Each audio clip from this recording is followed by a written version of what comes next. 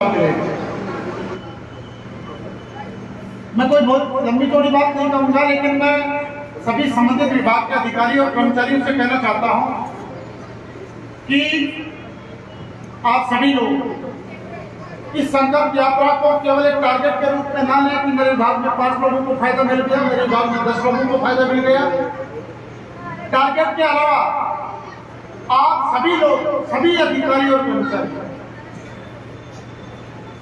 सेवा भावना के साथ इस कार्य को जोड़े तो निश्चित रूप से जो टारगेट आपने तय किए उससे 10 गुना लोगों को फायदा आप लोग दे पाएंगे। क्योंकि हर व्यक्ति को जानकारी नहीं होती, हर व्यक्ति को समझ भी नहीं होती कि इसका फायदा मुझे कैसे मिलेगा।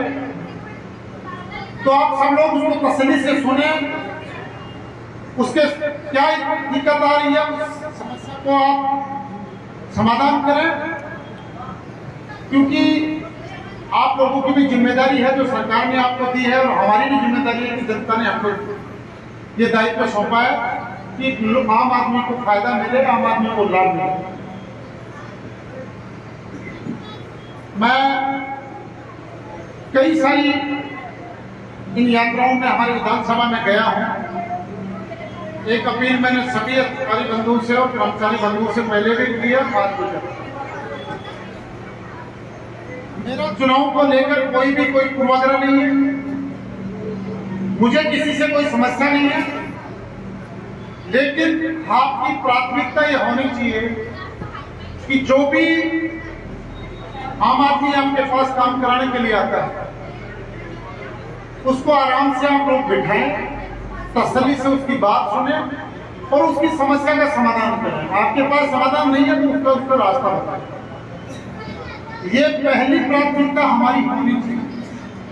किसी भी विभाग में ये सुनने को ना मिले कि साहब मैं वहां पे गया था लेकिन मुझे तो धक्के देके बाहर निकाल, या मेरी बात पूरी तरीके से सुनी नहीं गई।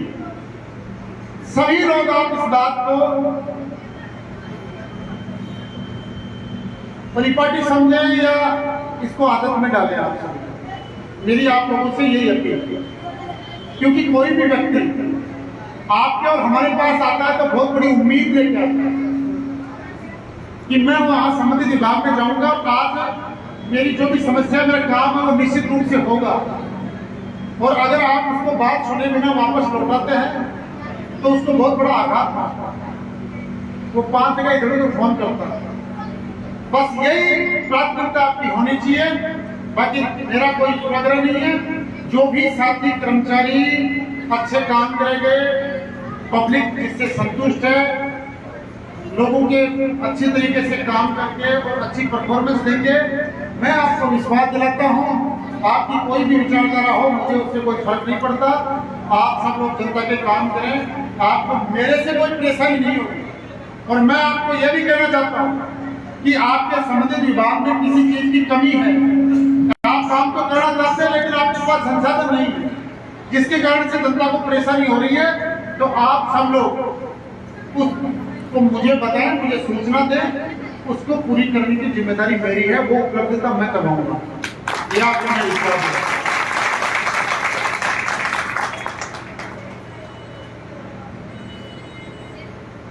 मैं सभी अधिकारियों से कम कीमत पे, जैसे मैं छोटे से उदाहरण देना चाहूंगा, प्रधानमंत्री सुरक्षा बीमा योजना 20 रुपए उसकी राशि है, 20 रुपए सालाना। 20 रुपए हमारे लिए कुछ भी अहमियत नहीं रखता, लेकिन भगवान ना करे किसी की दुर्घटना हो जाए, उसकी मृत्यु हो जाए, तो 20 रुपए की बदौलत उसको 2 लाख रुपए सरकार की तरफ से मिलते हैं। इसी तरह से प्रधानमंत्री जीवन ज्योति बीमा योजना, उसमें नाम मात्र की राशि है, 400 कुछ रुपए उसमें है। तो अगर दोनों योजनाओं में आपका रजिस्ट्रेशन है तो 4 लाख आपको मिलेंगे। और उस जीवन ज्योति योजना में आपकी किसी भी कारण से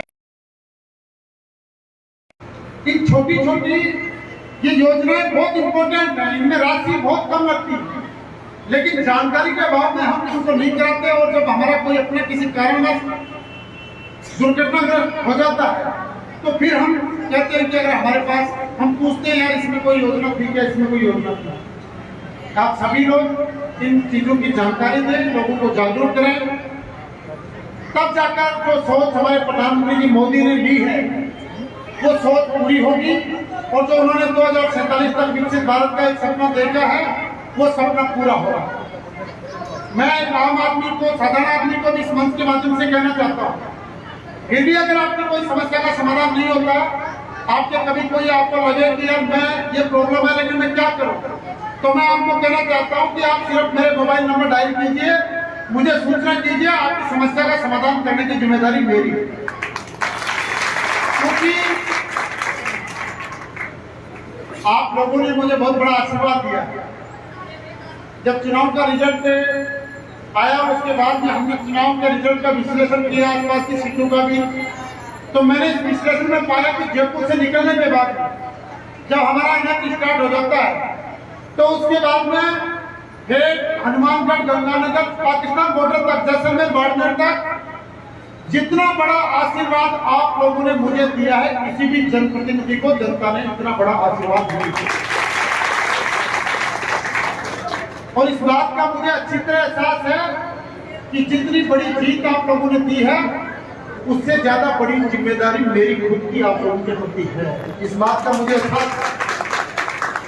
तो आप इस बात के लिए निसंकोच होकर कभी भी आपको कोई काम हो, क्योंकि आम आदमी कई बार विभाग को नहीं जानता, अधिकारी को नहीं जानता,